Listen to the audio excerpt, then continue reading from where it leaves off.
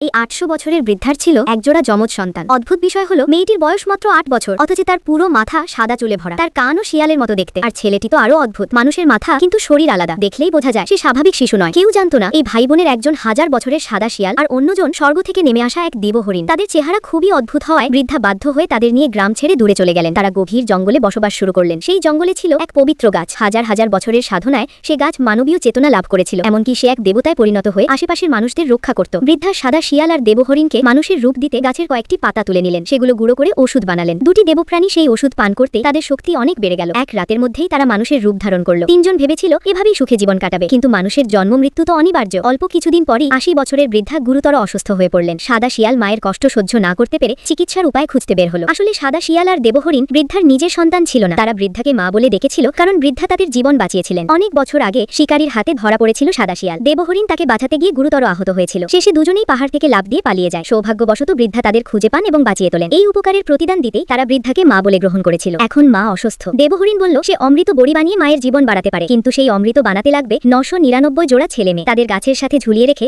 তাদের শক্তি দিয়ে বড়ি বানাতে হবে। দেবহরিণ বাইরে যেতে পারত না, তাই সাদা শিয়াল সুন্দরী নারীর রূপ ধারণ করল। সে রাজ্যের রাজার শিকারের পথে শুয়ে পড়ল। রাজার চোখে পড়তেই সে তাকে প্রাসাদে নিয়ে গেল। অল্প সময়ে তাকে রানী বানিয়ে দিল। সাদা শিয়ালের প্ররোচনায় রাজা ভয়ঙ্কর আদেশ জারি করলেন, প্রতি 7 দিনে একটি করে শিশু উৎসর্গ করতে হবে। এরপর দেশ যুগে আতঙ্ক ছড়িয়ে পড়ল। রাস্তা ফাঁকা হয়ে গেল, শুধু শবযাত্রা চলতে থাকলো। 2 বছর কেটে গেল, প্রায় সব শিশু শেষ হয়ে গেল, তবুও অমৃত বড়ি তৈরি হলো না। তখন দেবহরিণ দ্রুত উপায় পেল, কারণ তীর্থযাত্রী সন্ন্যাসী এসে পৌঁছেছেন। তার শরীর খেলে অমর হওয়া যায়। সাদা শিয়াল অবশেষে তাকে ধরে ফেলল, তার রক্ত নিতে চেষ্টা করল, কিন্তু অসুস্থ মা সব বুঝে গেলেন। তিনি রক্ত পান করতে অস্বীকার করলেন এবং শিশুদের ছেড়ে দিতে বললেন। কিছুক্ষণ পরই তিনি মারা গেলেন। সাদা শিয়াল মায়ের ইচ্ছা মেনে নিল, কিন্তু দেবহরিণ তখন লোভে অন্ধ হয়ে গেছে। এক ফোঁটা রক্তেই সে মানুষের রূপ পেল। সে জানালো শিশুদের ধরার আসল কারণ ছিল নিজের শক্তি বাড়ানো। সাদা শিয়াল বুঝল ভাই তাকে ব্যবহার করেছে। দেবহরিণ আসলে স্বর্গের রানীর বাহন ছিল। 500 বছর আগে তার শিং ভেঙে যাওয়ায় তাকে শাস্তি দেওয়া হয়, তাকে পৃথিবীতে নির্বাসিত করা হয়। সে আবার দেবতা হতে চায়, আর সেই সুযোগ এই বিরল তীর্থযাত্রীর শরীর।